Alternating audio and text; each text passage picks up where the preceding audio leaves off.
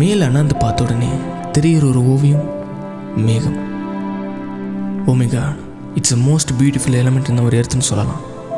நம்ம ஸ்ட்ரெஸ்ஸாக இருக்கும்போதோ இல்லை டிப்ரெஷனில் இருக்கும்போதோ இந்த மேகத்தை பார்த்துட்டையும் ஒரு ஹீலிங் மேட்டராக, ஒரு ஸ்ட்ரெஸ் பஸ்டராக ஒர்க் ஆகுது.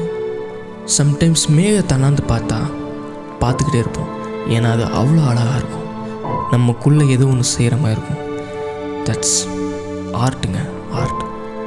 சின்ன பிள்ளைல இல்லை இப்போ கூட அந்த மேகத்தை பார்த்துட்டு கூச்சு விளாடணும்னு ஆசைப்படுவோம். இந்த மேகத்தை பார்த்துட்டு அதை ஃபீல் பண்ணணும், அதை கேட்ச் பண்ணணும்னு நினச்சிருப்போம். பட் அது இம்பாசிபிளில். பட் நம்ம எப்போல்லாம் ஹில் ஸ்டேஷன் போகும்போது இல்லை ஒரு ஹையான மவுண்டனுக்கு மேலே போகும்போது ஒரு மேட்டர் ஒன்று இருக்கும். அது பேர் தான் மிஸ்ட். அந்த சின்ன சின்ன வாட்டர் பார்ட்டிகல்ஸ் நம்ம மேலே படும்போது ஓ மை காட் அப்படின்ற மாதிரி இருக்கும். பட் நீங்கள் தூரத்துலேருந்து பார்த்தா தான் தெரியும் அது ஒரு மேகம்ட்டு. ஸோ நம்ம ஃபீல் பண்ணது அந்த வாட்டர் பார்ட்டிகல்ஸ், அந்த மிஸ்ட்டுன்ற ஒரு காரியம் தி க்ளவுட் லிட்ரலி. இந்த மேகங்கள்லாம் குட்டி ஹெவன் மிமிக் பண்ணுதோ. நம்ம போகும்போது வரும்போது சன்ரைஸ் ஆகும்போது சன்செட் ஆகும்போது இல்லை சும்மா இருக்கும் போது அதை பார்த்தாலே இட்ஸ் கிவ்ஸ் அ பீஸுங்க, பீஸ்.